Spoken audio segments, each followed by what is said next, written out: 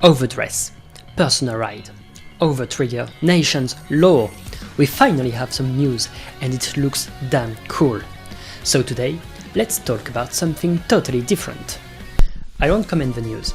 Other YouTubers have covered the subject far better than I would have done it. Plus, if you're here, then you'll most likely want to talk about deck building. We'll have plenty of time to talk about the Overdress format when the first set drops. Until then, we still have the clan selections to have fun with. It got replaced by Overdress, but it is still here, and with now 2 premium formats, it's still going to be pretty relevant in the near future at least. Oh, and before we go any further, notice the lack of subtitles? Those things took 3 times longer to write and edit than the recording and editing of everything else combined, so I decided to scrap it off. I hope it won't affect the rhythm and comprehension of the video. Please tell me in the comments if you think it's fine like this. Back to the main subject, I have struggled with how I want to handle it. On one hand, I'm hyped by the set. The decks made around the clan selection bosses make the most enjoyable standard format I've experienced in the last 3 years. I've even considered building all 24 decks and balancing them myself around the clan selection bosses only. That way, I could create a small format that would make for perfect Vanguard evenings with my friends, and I could just lend them the deck they want to play, even if they don't normally play card games. But then Overdress and the Nation format was announced, and it no longer seems the best way to introduce them to the game. Getting the 5 starter decks without having to do any balancing looks way easier and better for them, since they would most likely start playing with the OD rules. Not to mention way cheaper. Still, the clan selection is way too interesting to pass up, as it brings a lot of things to both formats. In this series of videos, I'm going to discuss the decks that can be built with the clan selection cards, focusing on the boss units.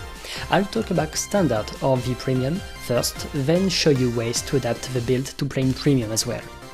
Small disclaimer before jumping into it, I'm your hype man. I get excited easily and my analysis reflects that mindset. I will tell my thoughts on the competitive aspect, of course, as it's part of it, but keep in mind my scale of value is how much fun I think a card is. We'll take the clans in the order of the set and begin with Angel Feather. This is one of the most interesting in my opinion, because it's far from busted, but it opens up a lot of possibilities. Angel Feather gets 3 new cards and the first English printing of a promo card. The boss unit is Sephilat Aider, Shin Malkuth Melek. The first 2 things we notice immediately are that he focuses on Protect 2 markers and that he needs the old Malkuth to be used to his full potential. That alone narrows what we'll be able to do with it. However, the trade-off is that you get a good power boost, 10,000 to a front row, and your units on Protect 2 gets protected from retire effects, meaning only Narukami, Link Joker and some specific cards like Yasui Tenma and Tricky Assistant will be able to remove them. That means you can more easily invest in the aggressive game plan the original Malkuth already supported. Not only that, but you also get some form of defensive options thanks to the Superior Ride skill preventing the damage from Malkuth's Revival skill. Thanks to that, you can net 1 heal instead of having the Ride skill compensate the Revival skill. This combo is immensely stabilized by the 2 new support cards, Holy Road Angel and Persistence Angel. The first one stabilizes both the Ride and the Superior Ride, and the second one also sets up your drop zone for later. Finally, the promo, Bellyful Maid's Angel, gives it access to some damage swap as well as helping with the soul management. It's a very decent card, but not my favorite pick for the game's plan I'm going to suggest to you. In Standard, I see 2 directions to take with this deck. The first one is to play the Malkuth engine in combination with Sanitize Angel and Lamedo to reproduce a Hamiel turn that costs less resources and demands less setup. For the cost of 1 Soul Blast and having your opponent heal in the process, Sanitize gets 10k power and 2 crits, which effectively is like just getting 1 crit if your opponent is not healing. And Lamedo's Guard Restrict immediately activates thanks to the Superior Ride. So on turn 3, you can very easily set up a 51,000 critical free column for just Soul Blast 2 and Counter Blast 1. Without triggers, Hamiel gets up to 45,000 critical 2 for Counter Blast 3.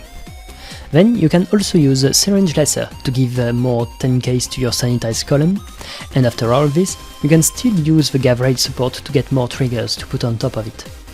And funny anecdote, If for any reason your opponent is still on 0 damage when you do your combo, you're essentially getting a real critical free unit from this before any trigger gets added to the equation.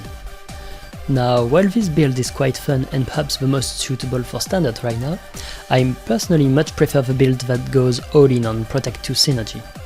With this build, you get to adapt more to the evolutions of the game, and I found it more fun in general. Amputation can be seen as slow, but even without the Sentinel restrict, this unit defends for 29,000 during your opponent's turn, while on the Protect 2 markers. And Sexual can be used to accumulate shield and play around cards like Hamiel precisely.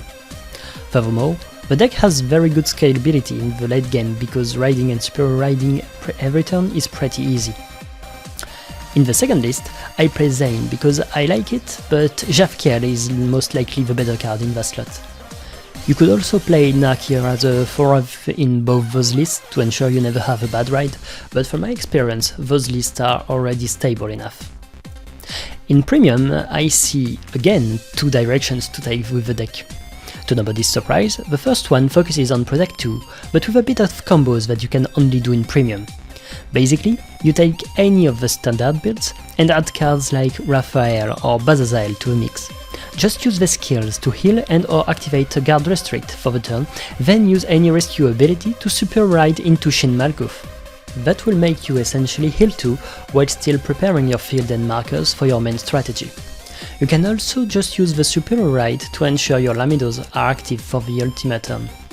That build also has another big advantage on the other Angel builds in Premium. Shin Malkuth denies almost all forms of battle disruption. Basically, your Sanitize will never get denied. The second possibility is a bit less intuitive, as it allows you to go Protect 1. What you want to do here is just use the old Malkuth to reliably heal every turn and use the Gavre Stride to enable all the black support from standard.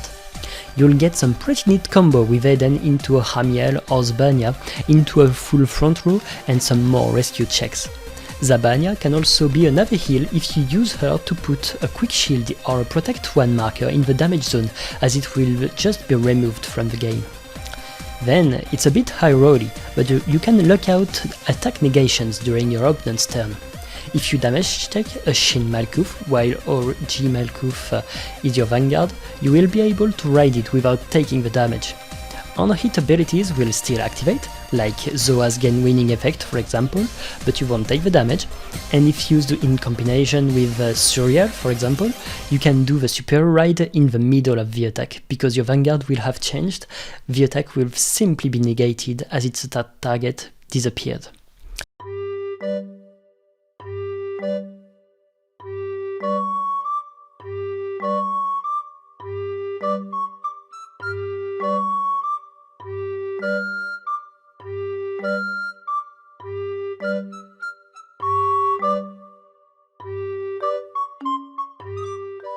This build is very interesting by nature of using cards in a way that they clearly were not intended for, but keep in mind you have no way to set up the Shin Malkuth defensive combos, since you can't set up your top deck at the end of your turn.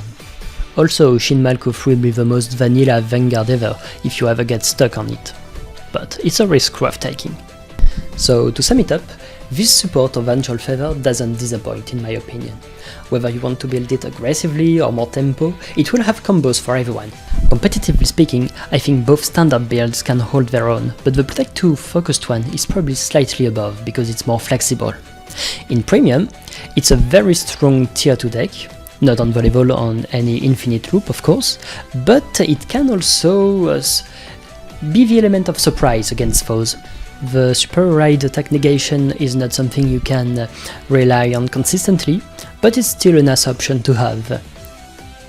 Moving on now to Shadow Paladins. Now, I know I said I'd be your hype man, but even I have to agree that standard Witches is boring as fuck. The boss units are Fianna and Fam, which work together to give you 2 vanguards, with either 4 drives or 3 drives and some field control and some power. For Counterblast 1, you get to call Fam with Fianna's skill, turn her into a vanguard, then Soul Blast 1 to call 2 Great Zeros from your opponent's drop zone to his field, on top of existing units. If he doesn't call, Fam gets 1 more drive. Fianna gives 5000 of power to all your vanguards for each grade 0s on your opponent's side of the field. They also got a support grade 1 that can more or less draw you a card for free. And so there aren't any noteworthy card advantage, no multi-attack, no force spamming. There's hardly any reason to play them when you already have Ruard, which is both stronger and more interesting in its playstyle. The one advantage which is have over him, aside from if you're a fan of their aesthetics, is that you can use Nemane with them. That makes the build suddenly way more interesting, as it lets you play all the 5k support, including the superior ride. There is, in my opinion, only one way to really build this deck. There is no grade 3 you'd want to run as backup, as Shadow Paladins don't have very interesting rearguard skills here. Not even Danger Lunge, as it requires 3 force markers and you won't be riding enough for it to be staple. Though I guess it could be a turn 4 finisher, so maybe a one-off? I'm not convinced. Then you want 4 Nemane and one of each pieces of the superior ride. You also want to play Liafal and Karen. The reason for that is that your deck gets turned on by your opponent having grade 0s in the drop zone. The best way to make it happen is to force some guards from them, so you want a strong early aggression. You want 4 FAM and 3 to 4 Lurba, because running out of FAM in this deck is the worst thing that could happen to you. You also need 4 grade 3 searchers to hit your Fiannas.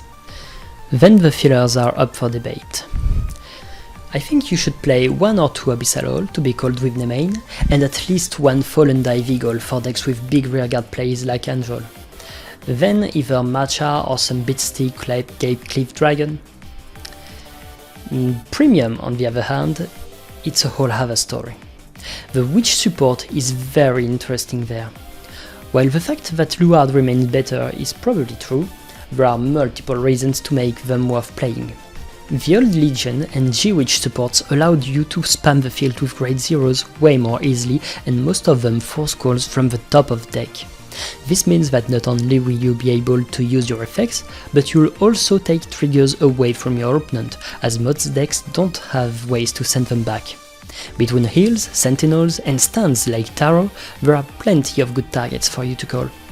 There are 3 cards to consider for that playstyle: Witch of Precious Stones Dana, Inspection Witch Dater, and Witch of Intelligence Detail. They all require either Witch Vanguard or 2 cards with Witch in their original card name on your Vanguard circle to use their skills. That second condition can be achieved either through striding a Witch over a Witch, using Legion of course, or using Fianna's skill to turn the circle your fam is on into a Vanguard circle. So you'll be able to realize that even without using the old Legion cards. The next important question is to identify the payoffs. Forcing triggers on the field is good and all, but there should be more that we can do with that. And there is. Witch's familiar Kuroma is easily searchable with Nemane, making it a very good take. It lets you draw your pieces and prepares the drop zone for Morphesa or your other strides that care about that. Then you have Cultus Witch Rias, which reduces your opponent's power by 5000 for each of their grade 0 rear. This is nice, but any effect that gives 10,000 boost to your front row or more is better, and both Morphesa and Dragabis can do that and more, so you'll never want to simply Legion. You might want to stride Legion, however. With Chain Rancor, you can copy Reyes' skill and Legion with it. If you're in GB3, you'll immediately add a guard restrict that is way easier to access than Morphesa's would be in this build, making your overall turn quite decent. And finally, there's the Witch Stride, Sinclair. She can force your opponent to ride a grade 0 from their deck, and gives it 2 skills. When attacked, your opponent can pay a counterblast to guard with any number of cards from their hand, and at the end of turn, they will be able to ride a unit from the soul. That skill has aged really bad. The CB1 part is because back in G, you could only guard with units whose grade was lower or equal to your vanguards, so with a grade 0 vanguard, you could only use grade 0s from hand to normal guard. Thus the CB1 part is to not make it completely busted back then. The right thing used to be okay, but now you're just giving a free gift to your opponent. In my opinion, this stride is still okay to have as a one-off to block G-Guardians if needed, but it's not something you'll want to use every turn. All these effects have the weakness to force a call on your opponent's units, so clans like Pale Moon or any deck that can leave an empty field for you consistently will hard counter your witches. Thankfully, Shadow being Shadow Paladins, they also have the answer for that. Say hello to the stride they used to terrorize people when it first came out: Dark Dragon, Phantom Blaster, Diablo.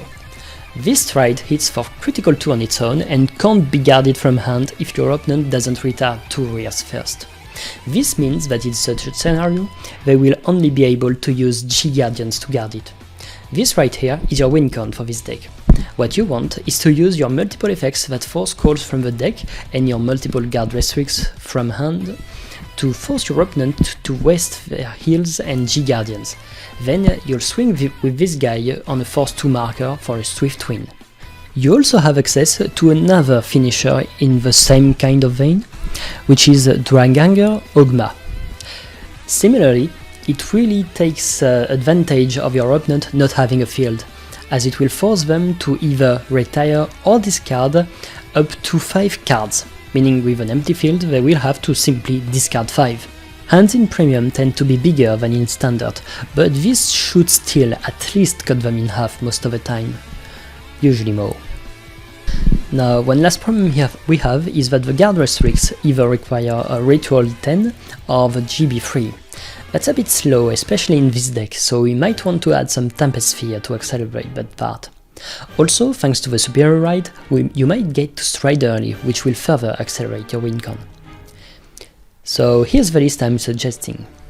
Obviously, you're not going to change the wins against Gleipnir with that deck, but I think you'll have a lot of fun playing it against anything that's not unfair, hard damage, deny me or die.